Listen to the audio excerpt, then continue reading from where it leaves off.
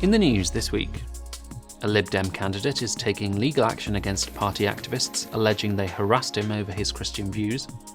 The CI says changes to Scotland's gender self-ID bill barely scratched the surface of its problems, and around 10,000 babies have been saved from abortion following the overturning of Roe v. Wade. Hello. An award-winning former BBC journalist is to pursue legal action for harassment as he faces being removed as a Liberal Democrat candidate over his Christian values. David Campanali was appointed as the candidate for the Sutton and Cheam constituency in January, but is now awaiting the outcome of a vote to deselect him. He told the CI that he intended to vote according to his conscience on non-whipped votes such as pro-life issues, but activists within the party told him, "We do not recognise your right to have a conscience." They complained he had hidden his Christian faith during the selection process, but Mr. Campanali said the claims could have been tested by a quick online search, and pointed out that the accusations have already been dismissed by the party. He warned of an anti-Christian movement at work in Britain. There is a movement at work in Britain that wants to secularise, that wants to undermine the Christian foundations of our constitution, that wants to remove all references to Christianity from the way in which our national life is guided and built. And it's happening in education. We're seeing cancel culture at work in universities. We're seeing it in business and the law and in schools. And so I want to rally all people listening to this. Step up. Now is the time to engage.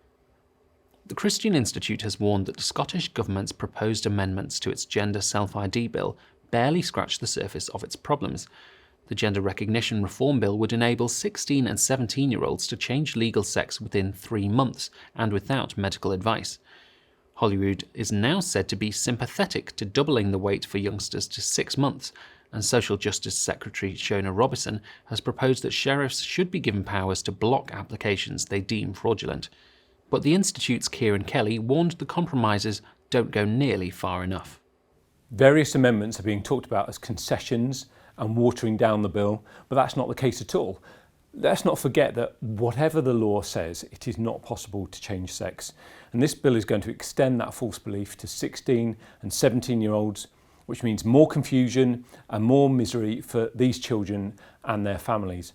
There are so many things wrong with this terrible bill. It might be hard to know where to start, but the first thing and the best thing to do is to remove these youngsters from the legislation. We know from the scandal at the Sandyford Clinic, young people are being pushed into puberty blockers and cross-sex hormones and worse, like they're on some sort of conveyor belt. This is going to make a bad situation even worse. So no, the bill is not being watered down. This is an attempt to appear to be listening whilst riding roughshod over public opinion. Evangelical Christians in Oxford have expressed their grief at the Bishop of Oxford's call for the Church of England to allow clergy to marry someone of the same sex and conduct same-sex weddings. The Right Reverend Dr. Stephen Croft published his views after the College of Bishops met to discuss same-sex marriage ahead of a decision from the General Synod in February.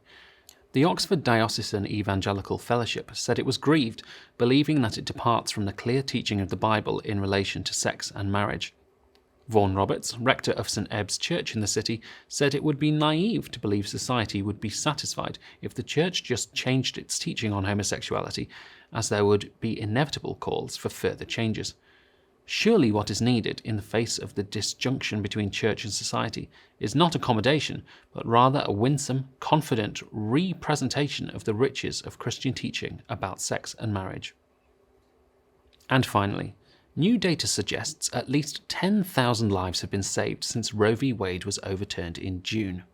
According to the Pro-Abortion Society of Family Planning, there were an estimated 10,670 fewer abortions in the 2 months following the Supreme Court judgment, a 6% decrease in the number nationally. States that increased safeguards for the unborn post-Roe v. Wade saw the number of abortions fall from 8,500 in April to 460 in August. Commenting on the report, the president of Students for Life of America, Kristen Hawkins, said, "We are celebrating the fact that at least 10,000 babies have a chance at life." Well, that's all for this week. For regular updates and information on all of our stories, plus much more, visit our website at christian.org.uk. Until next time, goodbye.